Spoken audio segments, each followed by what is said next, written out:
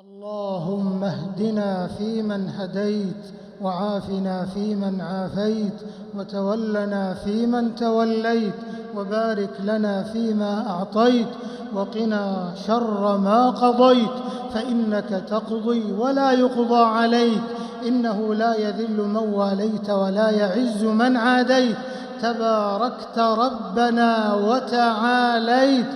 اللهم اقسم لنا من خشيتك ما تحول به بيننا وبين معصيتك، ومن طاعتك ما تبلغنا به جنتك، ومن اليقين ما تهون به علينا مصائب الدنيا، ومتعنا اللهم بأسماعنا وأبصارنا وقواتنا ما أبقيتنا، واجعله الوارث منا، واجعل ثأرنا على من ظلمنا، وانصرنا على من عادانا، ولا تجعل مصيبتنا في ديننا، ولا تجعل الدنيا أكبر همنا ولا مبلغ علمنا ولا إلى النار مصيرنا، واجعل الجنة هي دارنا، ولا تسلط علينا بذنوبنا من لا يخافك فينا ولا يرحمنا، برحمتك يا أرحم الراحمين.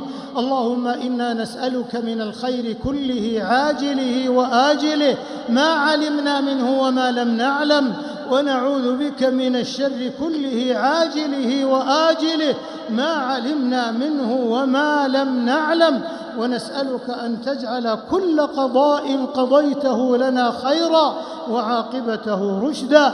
اللهم إنا نسألك من خير ما سألك منه نبيك صلى الله عليه وسلم وعبادك الصالحون، ونعوذ بك من شر ما استعاذك منه نبيك صلى الله عليه وسلم وعبادك الصالحون. اللهم إنا نسألك الهدى والتقى والعفاف والغنى.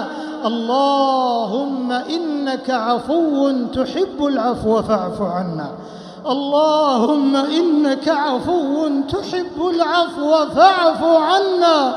اللهم إنك عفو تحب العفو فاعف عنا. اللهم أعز الإسلام والمسلمين.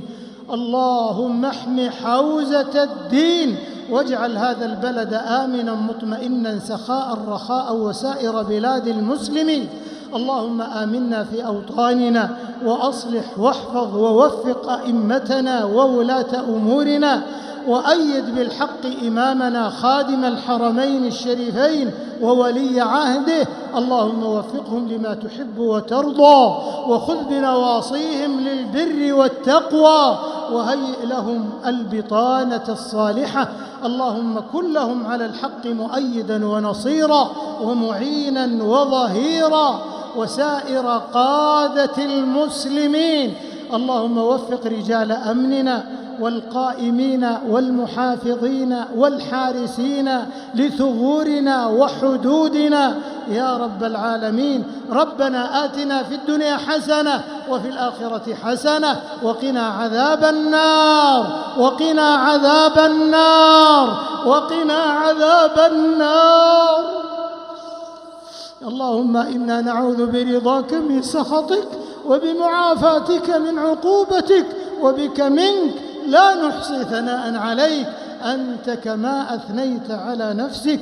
وصل اللهم وبارك على سيد الأولين والآخرين ورحمة الله للعالمين، نبينا وسيدنا وإمامنا وقدوتنا وحبيبنا وشفيعنا محمد بن عبد الله، وعلى آله الطيبين الطاهرين وصحابته الغر الميامين، والتابعين ومن تبعهم بإحسان إلى يوم الدين، وسلم تسليما كثيرا.